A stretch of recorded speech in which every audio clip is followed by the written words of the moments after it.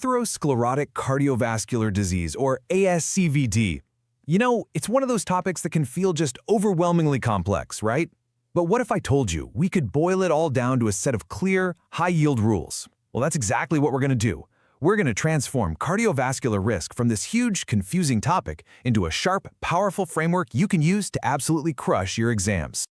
Our goal today is super clear. We're not just learning, we're building a strategic advantage for exam day. We're going to laser focus on what gets tested, the common traps, the specific treatment targets, and the therapies that you absolutely have to know. So let's get right into it. And to make sure this all sticks, let's keep this classic exam vignette in our minds the whole time. You've got a 52-year-old man, he's got diabetes, hypertension, and his LDL is 140. The question is simple, what do you do next? I promise you, by the end of this, the answer is going to be second nature. So, here's our game plan.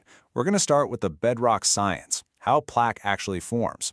Then we'll pinpoint the key risk factors, nail down the screening guidelines, and, of course, cover the essential management.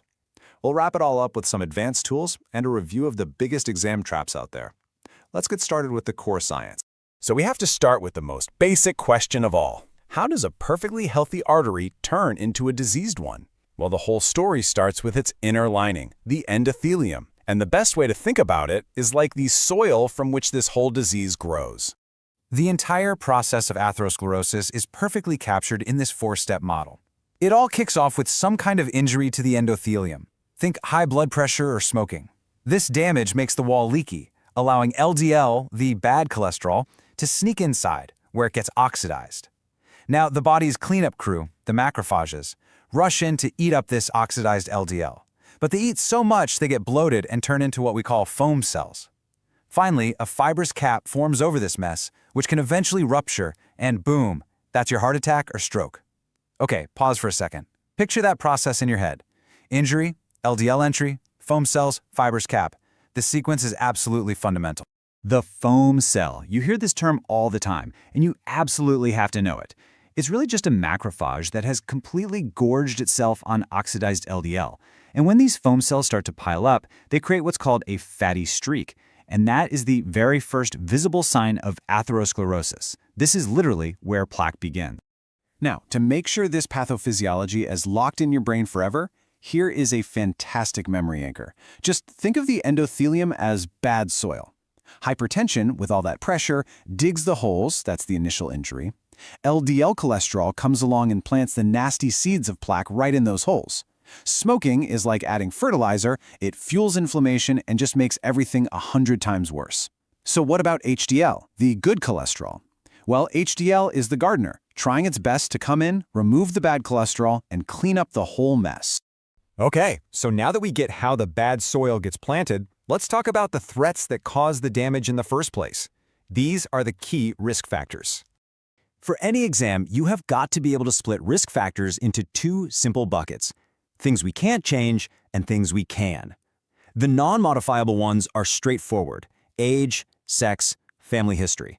But the real action is with the modifiable big four: hypertension, dyslipidemia, which is just a fancy word for abnormal cholesterol, diabetes, and smoking.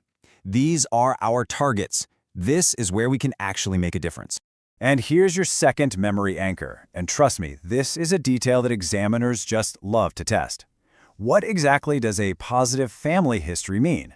It's not just that your uncle had a heart attack. No, it has to be premature disease in a first-degree relative, like a parent or sibling. And the age cutoffs are critical. For a man, it's an event before age 55, and for a woman, before age 65. You have to memorize those numbers. So we know the risk factors, but here's the problem. Many of them are silent killers. A patient can't feel high cholesterol or slightly elevated blood pressure. So how in the world do we find these things? Well, that's where a smart surveillance plan comes in. This table right here is pure gold. These are the key screening intervals you need at your fingertips. Let's just walk through it. Blood pressure checks, we start those every year at age 18. Lipids, we check all adults starting at age 20. Diabetes screening is now for all adults over 35. But look very closely at that last one, abdominal aortic aneurysm, or AAA. This one is super specific, and you can bet it's going to be tested. Okay, let's test that right now. Quick pop quiz. For which exact patient population is that one-time AAA screening absolutely mandatory? The answer is men between the ages of 65 and 75 who have ever smoked. Even one cigarette in their whole life counts.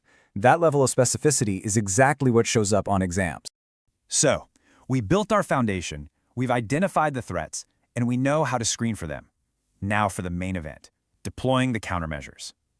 This is the heart of clinical management, where we go from diagnosing to acting, and it is dominated by one class of medication, statins. This slide right here might be one of the most important slides in this entire presentation. Modern guidelines are not about chasing some specific LDL number anymore. Instead, we put patients into one of these 4 statin benefit groups. Group 1, this is anyone with known disease, a past heart attack, a stroke, whatever. They get a high-intensity statin, period. Group 2, anyone with a crazy high LDL, 190 or more. They also get a high-intensity statin. Group 3, this is our patients with diabetes, aged 40 to 75. They get at least a moderate intensity statin. And Group 4, well, that's for everybody else, where we actually have to calculate their risk to decide. You have to know these 4 groups cold. Now, I want you to imagine you're taking an exam. You're looking at a lipid panel, and this number just leaps off the page. Triglycerides are over 500. Now, your brain might instantly scream statins and heart attack risk, but you need to take a breath and pause. And here it is, a classic exam trap. When triglycerides are this sky high, the immediate, life-threatening danger isn't a heart attack. It's acute pancreatitis. Your entire management priority has to shift. You do not pick a statin. The correct first-line answer is a fibrate, like fenofibrate, to slam those triglycerides down and protect the pancreas. Okay, another area where things have changed a lot is aspirin. For secondary prevention, meaning the patient has already had an event, the answer is easy. Yes, they get aspirin. But for primary prevention, it's gotten way more complicated. Look at that clear recommendation for people over 60. Do not start it. The bleeding risk is just higher than the benefit. For the folks in the middle, between 40 and 59, it's a careful discussion. Here is your second critical exam trap for the day. A question will give you a 65-year-old with a bunch of risk factors, but no history of a heart attack, and they'll ask you about starting aspirin. The old answer was yes. The new correct answer is a hard no. For primary prevention in older adults, the bleeding risk is just too high. Do not fall into that old guideline trap. So what about all those patients who are kind of in the middle? You know, the ones in that gray area. They don't have known disease, their LDL isn't through the roof, but they definitely have some risk factors. This is where we need more strategic blueprints to help us make the right call. Our number 1 tool here is the ASCVD risk calculator. You plug in their age, cholesterol, blood pressure, and a few other things, and it spits out their 10-year risk of having a cardiovascular event. It gives us these nice, neat categories. Now, the magic number here, the one you need to burn into your brain, is 7.5%. Once a patient's risk crosses that 7.5% threshold, they're in the intermediate risk category, and a moderate intensity statin is officially recommended. But what if a patient's risk is like 6%? They're right on that border, and maybe you're both a little hesitant to start a lifelong medication. Well, this is where the coronary artery calcium score, or CAC score, is the ultimate tiebreaker. It's a simple CT scan that actually looks for hardened plaque in the heart's arteries, and the results are so clear. If the score is 0, that's a huge reassurance. You can confidently hold off on the statin. But if that score is 100 or more, it confirms they have a high plaque burden, and you should definitely start the statin. All right, mission debrief time. We've covered the why, the who, the when, and the how. Let's bring it all home with a rapid-fire, high-yield review and finally solve that case from the beginning. This table basically summarizes the most testable points we've hit today. But first, let's go back to our guy from the beginning, the 52-year-old with diabetes. Where does he fit? Well, he falls squarely into statin benefit group 3. Because he has diabetes and is between 40 and 75, he automatically qualifies for a moderate intensity statin. That's the answer. Now, just take one last look at this table. The triglyceride trap, the AAA screen, the new aspirin rule, and the CAC score tiebreaker. Nailing these details is what separates a good score from a great one.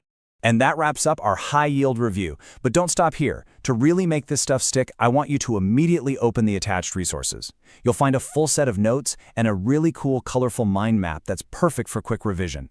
Use them right now to lock in these concepts. Thanks for your focus, and go crush it.